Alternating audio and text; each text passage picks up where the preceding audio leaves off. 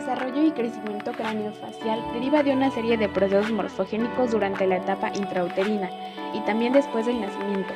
Esta serie de procesos logran un equilibrio funcional y estructural entre el tejido duro y blando de la región craneofacial. Siendo así, los huesos craneales están en constante crecimiento y cambio ante relaciones y circunstancias externas e internas, por lo que se busca conservar el equilibrio durante la infancia y la edad adulta. El desarrollo de los huesos del cráneo están relacionados íntimamente con la agregación del tejido óseo nuevo en un lado de la corteza ósea de estas estructuras y mediante la eliminación del mismo tejido óseo, dando lugar a un proceso continuo de reposición y resorción de hueso. Como consecuencia de este proceso, se crea un movimiento directo de crecimiento de cualquier área ósea determinada.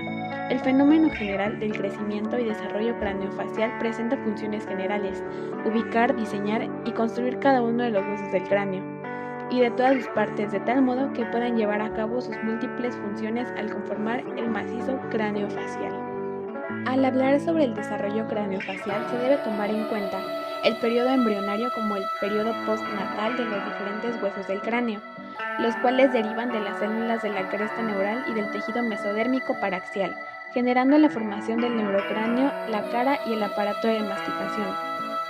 La base del cráneo se dividirá en dos partes: el neurocráneo, que está constituido por la bóveda craneal, y la base del cráneo, formando una cubierta protectora para el encéfalo, que se origina en una cobertura cartilaginosa denominada condrocráneo, el que tiene una porción membranosa formada por los huesos planos y una cartilaginosa que formará los huesos de la base del cráneo.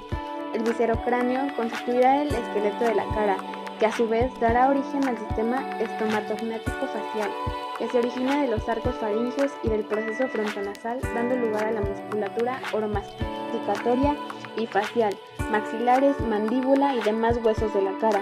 Es importante mencionar que las porciones cartilaginosas de esta región formarán el cartílago del cóndilo mandibular, mientras que la porción membranosa originará la porción ósea de esta región.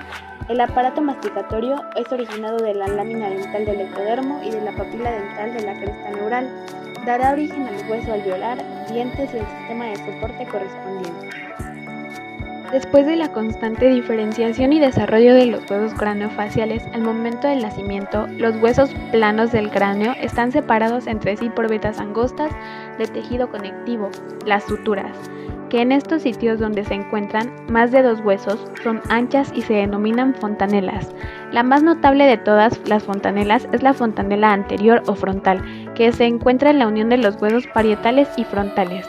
Las suturas y fontanelas, por su carácter distensible en el recién nacido, permiten que los huesos del cráneo se superpongan entre sí durante el parto, después de lo cual los huesos membranosos vuelven a su posición original.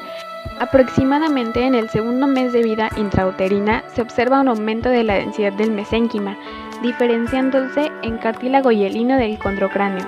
Ya en la 9ª semana aparecen centros de osificación en la región facial a distancia del condrocráneo, expandiéndose en forma rápida para dar lugar al esqueleto facial y de la bóveda craneal. El crecimiento de la base craneana está basada en 5 cartílagos principales, a partir de los cuales se desarrolla todo el esqueleto de soporte del neurocráneo. Cada uno da lugar a una estructura craneofacial, como se detalla. El cartílago trabecular da lugar al etmoides. El cartílago hipofisiario participa en el desarrollo de esfenoides. El cartílago orbitario es responsable del desarrollo de las alas menores del esfenoides. Del cartílago temporal se desarrollan las alas mayores del esfenoides y del cartílago óptico da lugar a la región petrosa del temporal. Los componentes del esqueleto de la base del cráneo provienen de la cresta neural y del mesodermo paraxial, que se condensa en la 4ª semana de vida intrauterina, produciendo migración a partir de la acción de la fibronectina y la minina, que permiten la propagación de la movilidad celular, y la acción del ácido hialurónico, que mantiene espacios entre las fibras colágenas que facilitan la movilidad hasta la región del encéfalo bajo. Luego de haber migrado, se producen las áreas de condensación activa conocida como desmocráneo, y en la 7ª semana de vida son visibles núcleos de condrificación que se unen para formar el basicráneo. El crecimiento de la bóveda craneal está determinado por factores medioambientales y de la misma forma que los anteriores se basa en los centros de crecimiento membranosos en la región frontal y occipital que empiezan su osificación en el tejido conjuntivo. Simultáneamente empieza la osificación de las suturas que se encuentran entre los mismos, las cuales se constituirán en centros de crecimiento, áreas de flexibilidad y movimiento futuro de la bóveda craneal. De esta manera, las suturas coronal, sagital, occipital, metópica, bregmática, lamboidea, putérica y asteria se constituirán en zonas potencialmente expansoras de la bóveda craneal durante los primeros años de vida o en áreas de limitación de crecimiento que den origen a malformaciones craneales por cierre prematuro de las mismas. Crecimiento del macizo facial y maxilares. Los huesos del macizo facial se originan principalmente en los cartílagos de los dos primeros arcos faringios. El primer arco faringio da origen a una porción dorsal, el proceso maxilar que se extiende por adelante y por debajo de la región del ojo, dando lugar al maxilar, al hueso cigomático y parte del hueso temporal. La porción ventral se denomina proceso mandibular y contiene el cartílago de Meckel, el mesénquima que rodea el cartílago de Meckel, que se condensa y osifica para dar origen al maxilar inferior o mandíbula. A causa de este proceso de desarrollo, se puede diferenciar que la cara es pequeña en comparación con el cráneo, a causa de la falta de desarrollo de los senos neumáticos paranasales y al reducido tamaño de los huesos. Sitios de crecimiento y remodelación craneofacial.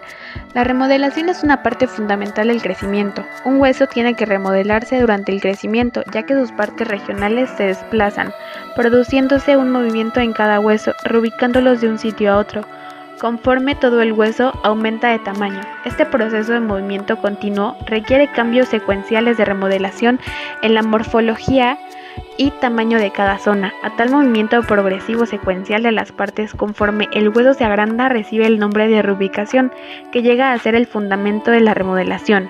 La misma acumulación y resorción producen agrandamiento general por el crecimiento de todo un hueso, llevan a cabo al mismo tiempo la reubicación y remodelación.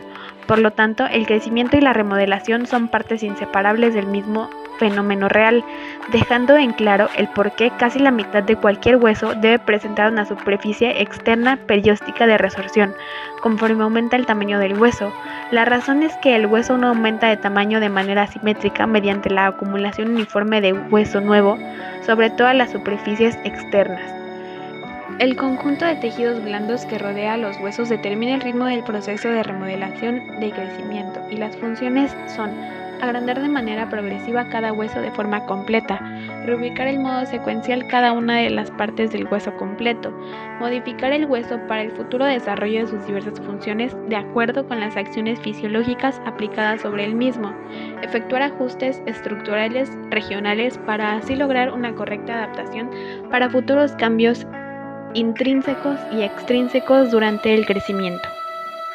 Conforme el hueso aumenta de volumen, al mismo tiempo se aleja de otros huesos, en contacto directo con él, y forma el espacio dentro del cual se realiza el agrandamiento óseo. Este fenómeno recibe el nombre de desplazamiento primario, en ocasiones llamado traslación, que es denominado como el movimiento físico de todo un hueso y se presenta mientras éste crece y se remodela por resorción y depósito. Es decir, que mientras el hueso crece por acumulación superficial en una dirección determinada, al mismo tiempo se desplaza en sentido opuesto. El proceso de acumulación del hueso no causa desplazamiento al empujar contra la superficie articular en contacto con otro hueso. En cambio, la fuerza expansiva de todos los tejidos blandos en crecimiento que rodean al hueso lo desplaza. Tan pronto ocurre esto, inmediatamente se agrega hueso nuevo sobre la superficie de contacto. En consecuencia, ambos huesos individuales perduran en unión articular constante.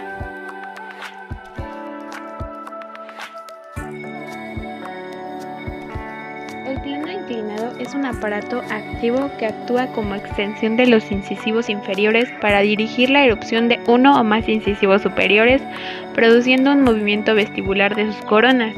Se confecciona sobre los incisivos, dándosele una inclinación que sea capaz de obligar al incisivo superior a desplazarse hacia vestibular. Es de 45 grados respecto al eje de los incisivos. Está indicado en mordida invertida de uno o más incisivos superiores, incisivos erupcionados hasta la mitad mitad de su corona clínica cuando hay espacio disponible para la vestibularización y por tanto se utilizan en la mordida invertida anterior simple y en algunos casos funcionales por interferencias dentarias. Elaboración de plano inclinado. Primero se articulan los modelos, posteriormente se delimita hasta dónde va a llegar el acrílico.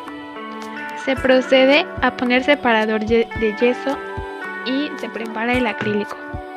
Se va a adosar el acrílico al modelo y se va a hacer una rampa de 45 grados. El acrílico va a abarcar de canino a canino. La rampa tiene la función de evitar que los dientes se vayan hacia vestibular.